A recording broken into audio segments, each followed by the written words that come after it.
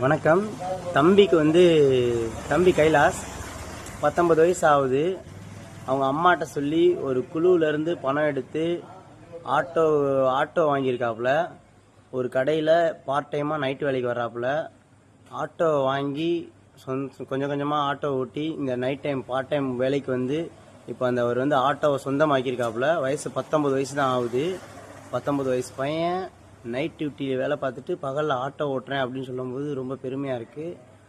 நான்லாம் 18 வயசுலேயே மலேசியாவில் போயிட்டு வேலை பார்த்துட்டு வந்தேன். ஆனால் இன்றைக்கி இருக்க இளைஞர்கள், நான் அப்புறம் 2016 வெளிநாட்டுக்கு போயிட்டு 19க்கு இங்கே திரும்ப 21 வெளிநாட்டுக்கு போயிட்டு திரும்ப இங்கே இப்போ 25 திரும்ப வெளிநாடு போகிறேன்.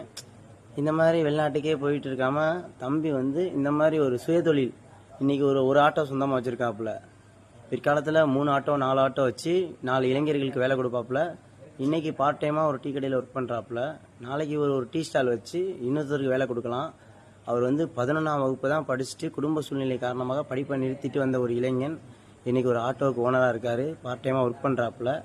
இவர் வருங்காலத்தில் ஒரு பிஸ்னஸ் மேனாக ஆவார்னு ஒரு நம்பிக்கை இருக்குது. ஏன்னா இந்த காலத்து இளைஞர்கள் மொபைலை வச்சுட்டு பப்ஜி விளாண்டுட்டு இருக்கதை நிறையா பார்த்துட்ருக்கேன். வெளிநாடுன்னு போயிட்டு வாழ்க்கையை கெடுக்காமல் உள்ளூருக்குள்ளே ஒரு சுயதொழில் பண்ணி சொந்தமாக முன்னேறுங்க. தம்பியை பார்த்தோன்னே இதை சொல்லணும்னு தோணுச்சு. தம்பிக்கு ஒரு வாழ்த்தை மட்டும் சொல்லிடுங்க. ரொம்ப பெருமையாக இருக்குது. தேங்க்யூ.